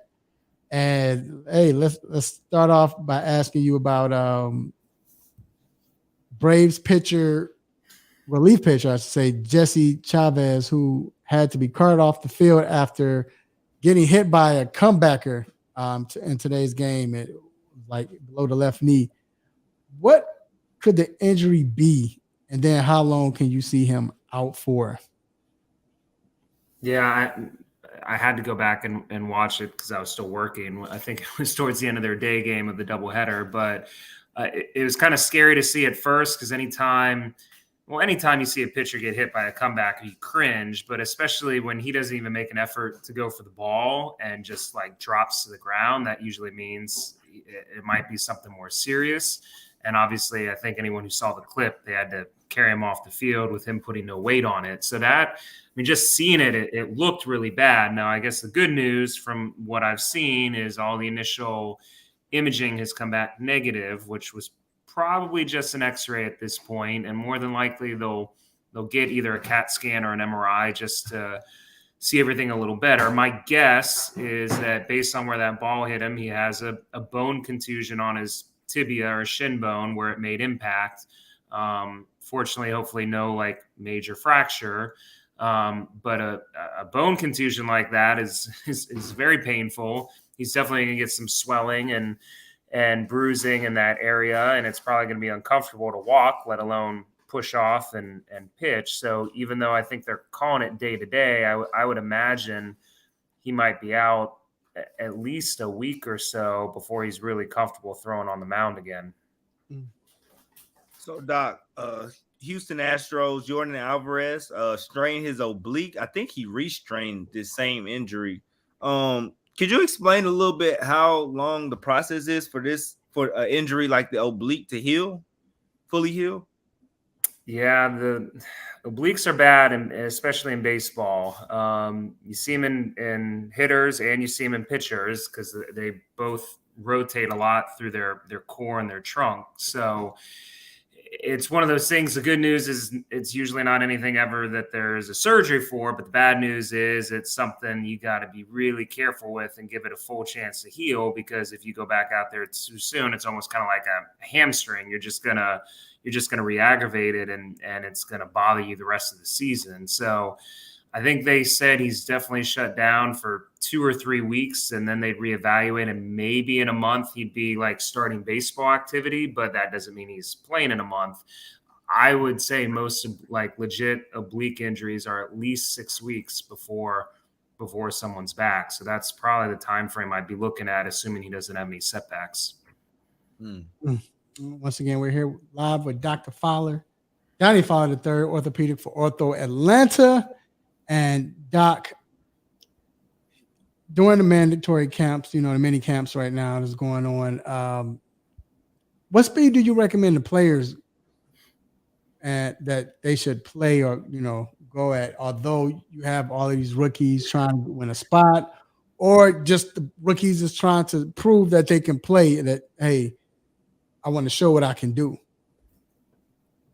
Yeah, I mean, I think that's tough with, the balance, as kind of you're alluding to, with the mandatory camps, and you got the rookie camps, and you got the vets who know they got their position, and then you got the undrafted rookies who probably need to work even harder than the guys that were taken, in the first 7 rounds, or in the 7 rounds of the draft. So, I mean, yeah, those guys are fighting for a spot, or at least make it on the practice squad. So they kind of have to go all out. I think the vets who are secure in their position, I don't want to say they slow play it, and hopefully those guys have gotten now into a routine where they're taking care of their bodies in the off season and doing the prep work, so that when they get to mandatory training camp, they're not, 20 pounds overweight and prone to like suddenly ripping or tearing something as soon as they get back out there and try to ramp it up. So I almost think it kind of depends on the age of the player, the skill of the player, how important they are to the team. I mean, I think everyone truly is kind of treated a little differently when they're coming into camp, but the guys, that may not have a spot have nothing to lose. So, they're going to go at 100%. So, Doc, we've asked you before about being a doctor that diagnoses an athlete and then they go for a second opinion. But have you ever been the doctor that is giving the second opinion? And if so, if you give it a different opinion, do you ever call up the original doctor? Like, yo, bro, you messed this up, bro. Send him to me like this, man. No, I'm just playing. Yeah, no. So, I mean, the short version is yes, I've certainly been the doctor for a second, and sometimes even a third opinion in some cases, depending on how important the person is. And I mean, not even just the, college pro athletes, whoever, like, I get patients who are second and third opinions who are just average Joes that have seen 1 or 2 other doctors and didn't feel comfortable with them or like what they told them, or just wanted to verify that they were making the right decision. So I think most of us always will see second opinions. And I think I said once before, like, when I see someone and there's any kind of not confusion, but just, they're thinking and they don't know what to do, I sometimes encourage, hey, let me set you up with someone else, even outside our practice, for a second opinion, just so hopefully you get some peace of mind that I'm not telling you one thing and somebody else is going to tell you another thing. So from the surgeon side of things, I don't think we're offended, whichever side of it you're on, whether you're the one that you see them first and they go somewhere else, or if they come to you. I think in general, you try to preach respect. I mean, if someone comes in, even if you disagree a little bit with what they say, usually you don't try to like throw them under the bus and say, oh, this guy's an idiot. What are you thinking? That's not like professional mannerism. You kind of say, well, I see what he was thinking. Honestly, I look at it a little differently if you do disagree. And this is how I would look at it. And I always try to give the patient as much information as I can, make sure they know their options, and also not put pressure on them, and kind of say, hey, I know you've spoken with someone else. We're happy to take care of you if you decide you want to be here, and I won't be offended if you go back to the person that you originally dealt with or your agent dealt with, if you just really kind of wanted to check the box to make sure that I said the same thing. Yeah, I always wonder that, so I think I always wonder if it got testy like that, like you saw, messy or what have you. Not that I can really talk about the athletes or the famous ones I've seen, but I definitely have never seen messy, so I can say that. Okay. That's look. If I was an athlete, I know I would be like that. Well, I ain't coming to what he said this, and so what's going on with you, Doc? Why did you say? Oh, vice versa. So that's why I always wonder. But good stuff, Doc, man. We appreciate you like always, man. Make sure you be safe. Have a great weekend. Always, and we always got to shout out the missus, and hopefully everything is going well with the pregnancy.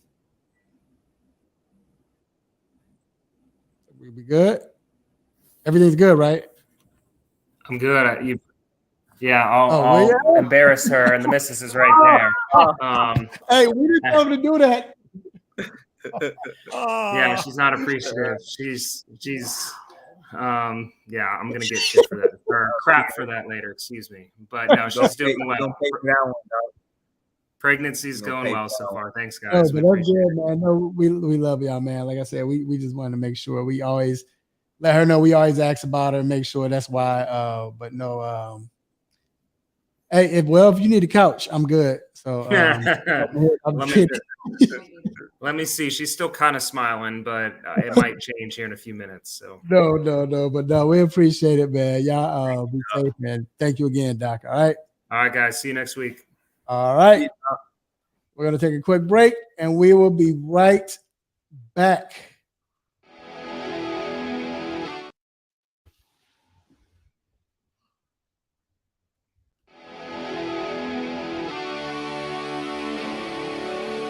Have a sports injury? Need to see an orthopedic doctor? Ortho Atlanta is one of Metro Atlanta's largest orthopedic and sports medicine practices, providing orthopedic and sports medicine care for the whole family. With 37 physicians and 14 offices, the practice provides the highest level of care for injury of muscles, joints, bones, and spine. Ortho Atlanta offers convenient access to a full range of musculoskeletal surgeons and specialists. Ortho Atlanta also offers on-site physical therapy, pain management care, MRI imaging, and workers' compensation care. The Ortho Atlanta surgery centers in Austell and Fayetteville provide cost-effective, same-day surgical procedures in an accredited outpatient center. Hip, knee, shoulder, back pain? Ortho Atlanta has you covered with specialists in all areas. Same-day appointments, orthopedic care for the whole family. Ortho Atlanta, Atlanta's choice for orthopedic and sports medicine care. Learn more at www.orthoatlanta.com.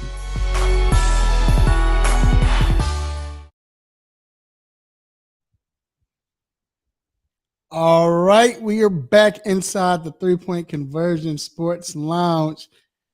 I want to see what this comment is saying. I didn't get in trouble. We didn't. I just said hello to the missus and asked, Brew, did I just ask? I said, hey. Yeah, he is ass. I said, hey, how is the missus doing? We just chalked that up to a rookie mistake. This is first pregnancy and baby, so that was a rookie mistake, right? So, yeah, that's why when he said, I was like, wow. Then when he said what he said after, I'm like, oh, God.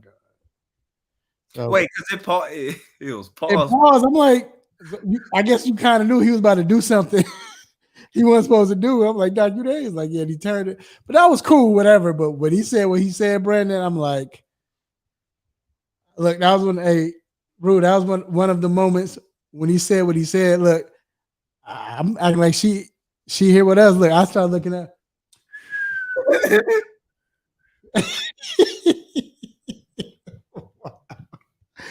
Oh, you know I gotta call him after that. Oh man. Oh boy, that was funny. I gotta call him with that one. Anyway, man, it's time for baseball talk, MLB talk.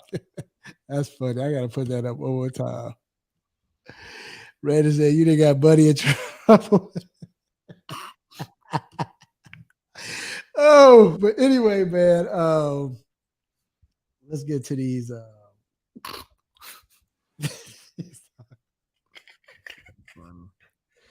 Oh man, but anyway, so we're gonna talk about the standings, man. We're gonna do like we normally do. First off, the AL East. Wow, Tampa Bay maintaining, man, a four game lead over the Baltimore Orioles.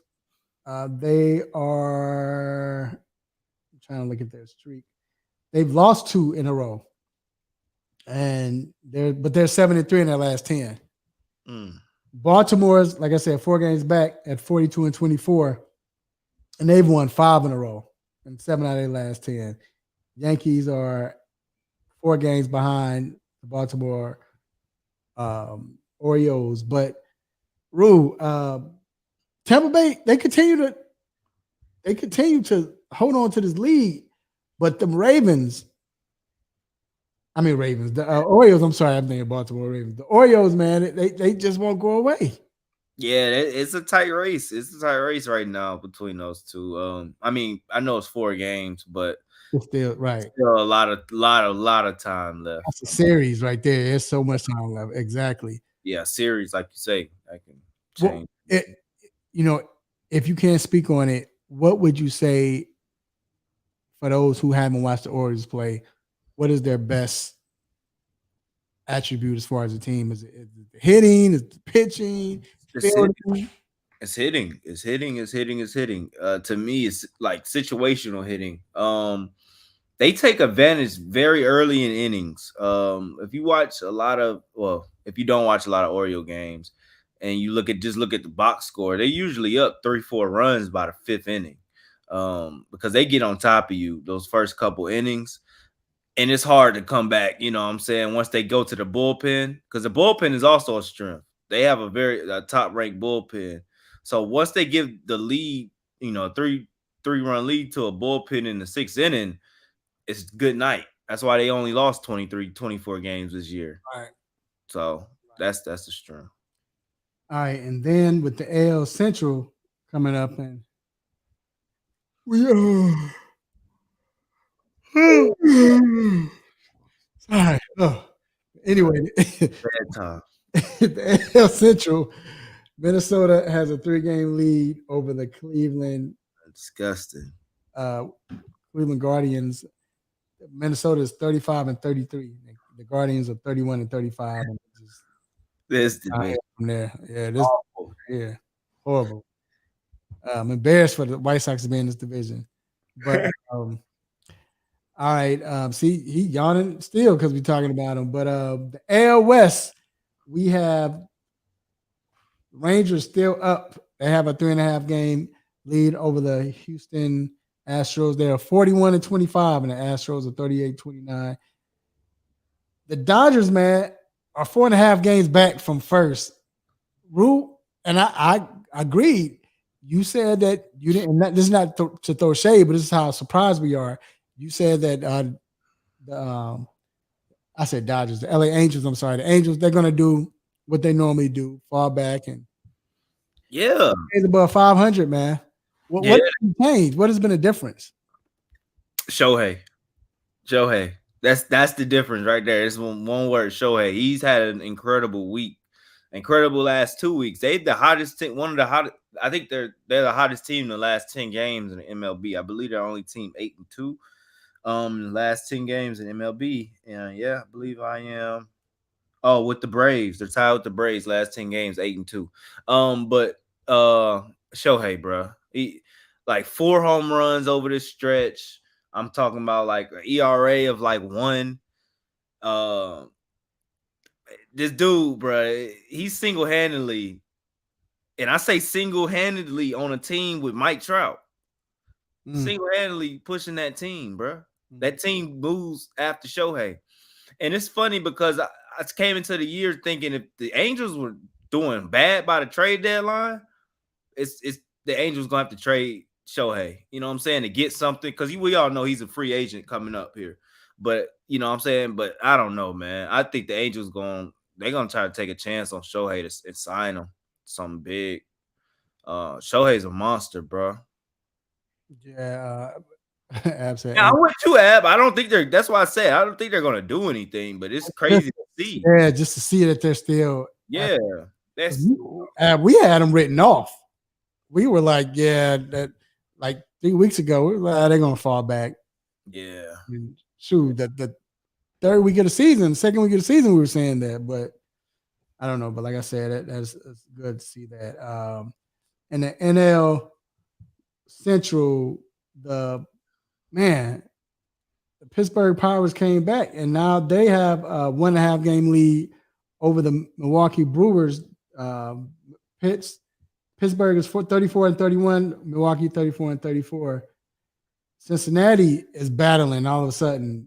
They're 2.5 games back from the league, like the division league. And it's crazy because Cincinnati is 7-3 in their last 10.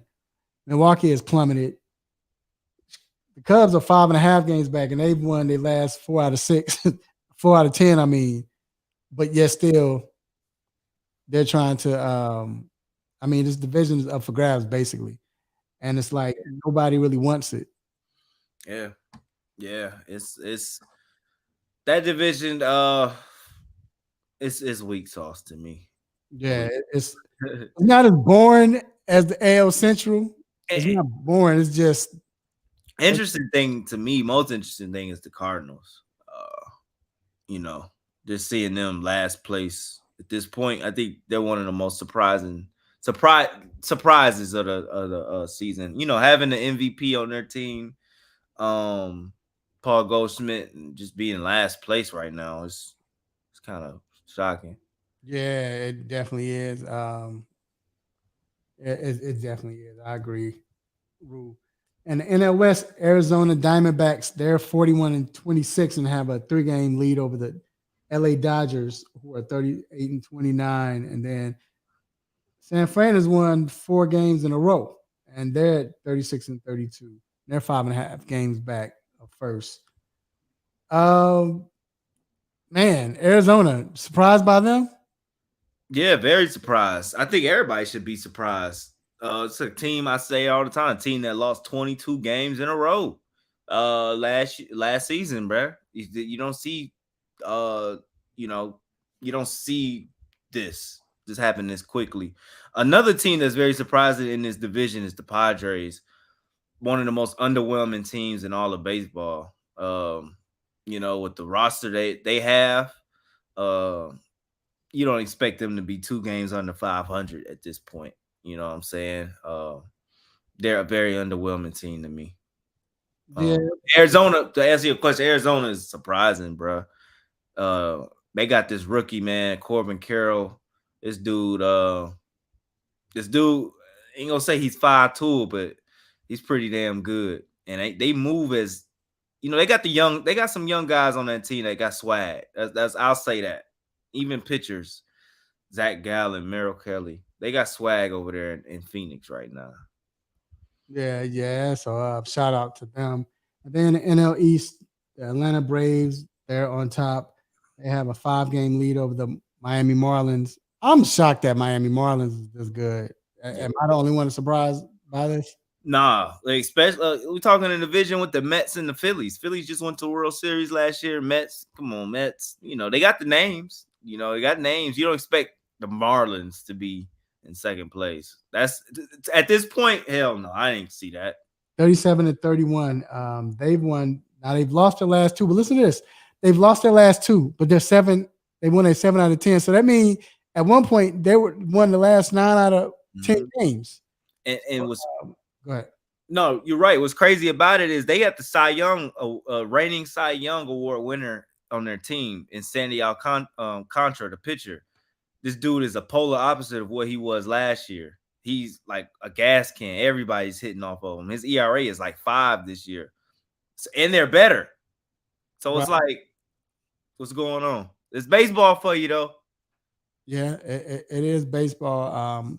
So much more of the season to go through. I mean, we still got July, all of July, still got half of June, all of July, August, September. So yeah, it's definitely something to see, man. But yeah, it's at that time with baseball that you start seeing everyone either separate or fall off, But like you said, the ones we're expecting, they're not.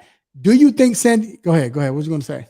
No. You said who you think said? Do you think San Diego makes a run though at some point?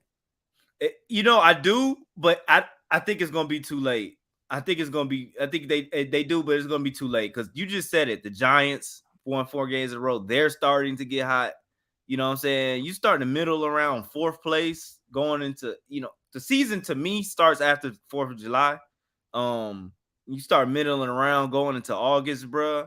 You're gonna need every series against the Dodgers. You're gonna need every series against the Diamondbacks. So I think they will, but I feel it's gonna be too late. They keep playing around. They're so underwhelming. I like them. I want to like them so much. It's just, bro. I think it's their manager, honestly. Bob Melvin. He's a terrible manager to me. And I believe he used to coach this team I wanted to talk about real quick. If I can give a quick rules pitch. Yeah, we're gonna go with the rules pitch right now, man. Have at it. Yeah, so I don't know if y'all have been taking notice of what's going on in Oakland. But last night it was a different scene in Oakland, man. It was something I've never heard of this term. It was a reverse boycott in the Bay in Oakland, where all the Oakland fans came out from under the rocks they've been living in under, and came to the game, bro. It was damn near like a sold out game at the Oakland Coliseum, and they won. They won a game. Yeah, they're actually on a 7-game winning streak. The Oakland A's are, and they beat the Rays. They beat the best team in baseball. They beat them twice. So yesterday was the second game, back-to-back win against them.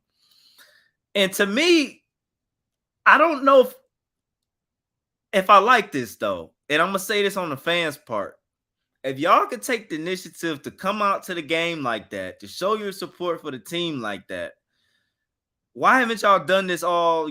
I mean, now I know y'all are salty, but Oakland has not been a bad baseball team. If we talking about the last 15 to 20 years, Oakland has been to me, maybe not postseason success. Success hasn't been there, but they've been dominant to me, a pretty good dominant regular season team. I think 2020 with the COVID year, they won a playoff series against Chicago. But the last 2 years have been terrible. They traded everybody in the kitchen sink. But they have not been a bad baseball team if we're talking about 17 to 20 years. So let's not be all salty at like Oakland has just let you guys down. It's the city. The city doesn't want to back that team. The city doesn't want to invest into that team anymore. Be mad at your governing bodies. Don't be mad at the team. I need y'all to go to y'all city council meetings and argue with them. But no, it was good to see though. But I just feel like, look, if y'all can do that, take the energy to all go out to the games, y'all can do that more. Yeah. So I don't know. I sort of had a little mixed feelings about that. Yeah, I didn't understand that either. First, I'm like, I never heard of that. And I'm like, what's going on? But yeah, first boycott. Yeah. I don't know, man. It's gonna be good to see him in Vegas though in 2025. Yeah, if they was winning games though. I'll say this though, with the A's, they go to Vegas. A's has always been a weird fan base though too. But Vegas is like Vegas getting everybody's. We don't want them leftovers, and they turn them to gold.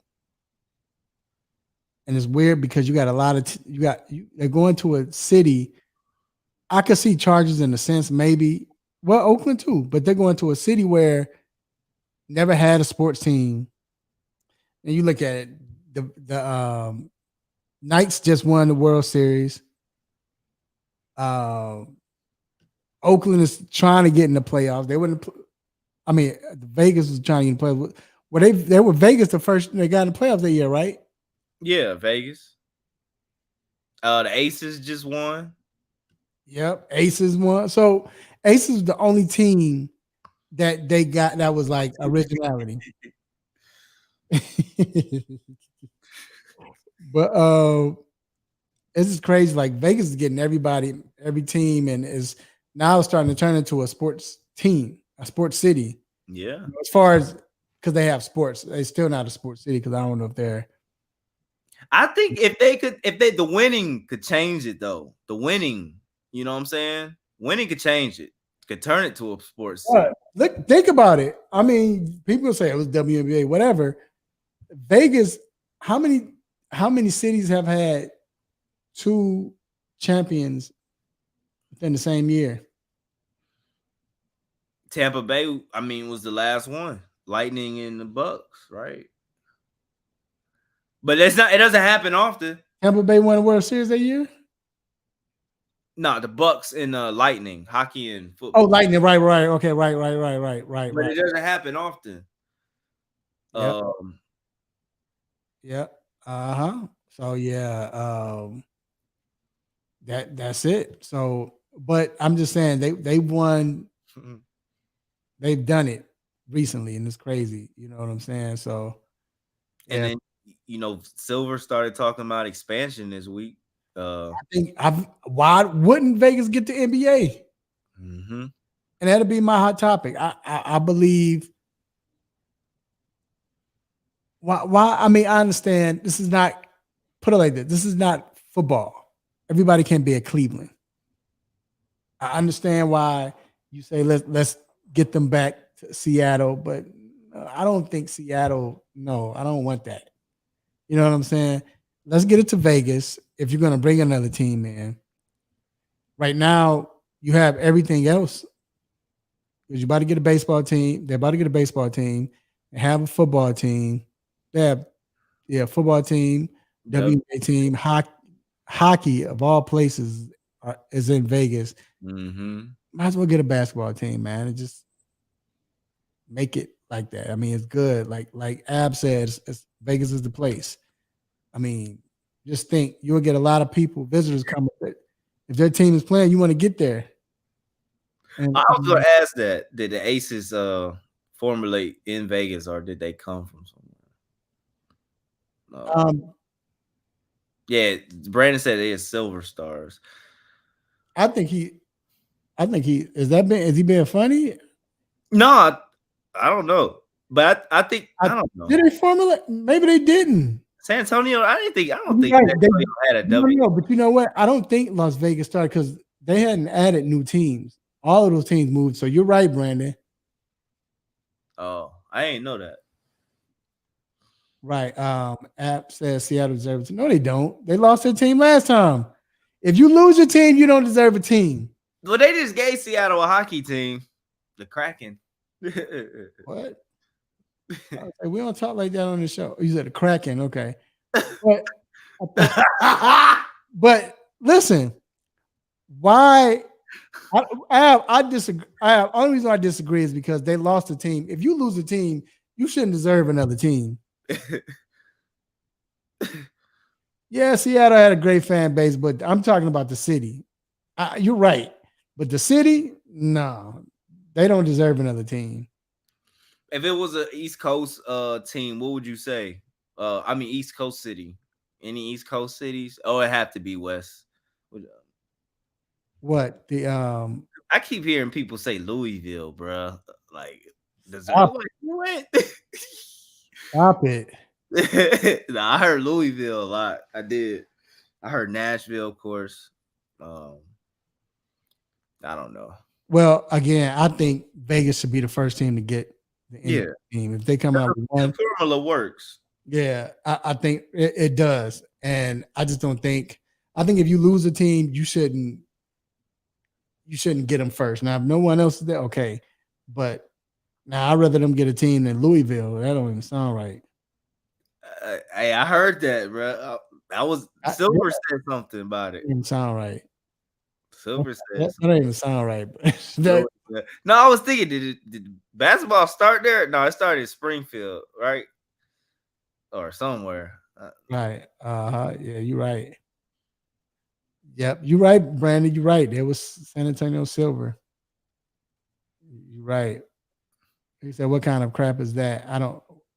So they should be on Alabama's team before. No, I agree. That's why I said I don't think Louisville. They might as well get a team in Montana. I understand why they get Louisville because Louisville's a basketball city. But either or, man, we've reached the end of the show, man. Hey, first of all, I like to thank my guests. I like to thank Damian Adams for coming on. Appreciate that always. Also got to thank Dr. Donnie Fowler III. Our prayers go out to him. Doc. Come on, dog. Yeah, wrong, Rookie man. mistake, man. Rookie mistake, bro. That's all right. I've made dumb mistakes too. Like, yeah. App said the Birmingham Ballers. look, Rue. Brandon said Vegas and Virginia Beach. Yeah, Virginia Beach basketball. Oh man, but anyway, I heard Virginia Beach was talking about getting the Kings. It was close too, about 10 years ago. Anyway, I gotta thank my co-host Rue, man. Appreciate you, man. Like always, for being here, bro. And anything you want to say? Oh yeah, no doubt about it. Y'all follow me, man. All social media platforms at Guru Knows Radio. Holla at your boy. Let him know that. But look, see how your boy trying to sound now since he had the suit on. Now he getting y'all follow me at. You want to see it at first though. I feel you, man. Follow my guy. Oh yeah, I got my stuff together. Right. Also, man, I want to thank everyone who listened and watched the show, even as a podcast. You're watching and listening, or you listen to the podcast. Appreciate you. Appreciate Ab, always Brandon, Rory. Appreciate it, y'all. We appreciate Mr. Pat. Appreciate him for coming on. I want to thank all my family, my friends. I want to thank my wife. I want to thank my children. I want to thank my lovely children, beautiful wife. I want to thank brothers and sisters, cousins, nieces, nephews, uncles, aunties, grandparents. Hey, man, and play cousins. Make sure you love everyone. Let everyone know that you love them. Love them while they still can feel it. Love them while they're still alive. Eat good. Drink responsibly this weekend or tonight and tomorrow, whenever you drink. Hey, man, watch some. I don't know. Hey, if this is the time. It's probably late, so ain't no women watching. This is the time you let your lady know you're going to take a break from sports just for her. You know, no football, no basketball, just for her. Let her know that. I promise you, she going to be bragging about you. You know what I'm saying? So unless your girl knows sports. But other than that, yeah, this is the time to do that. But anyway, man, next week, same time, same show, same crazy host, same sports nonsense. Will you miss me? I'm out.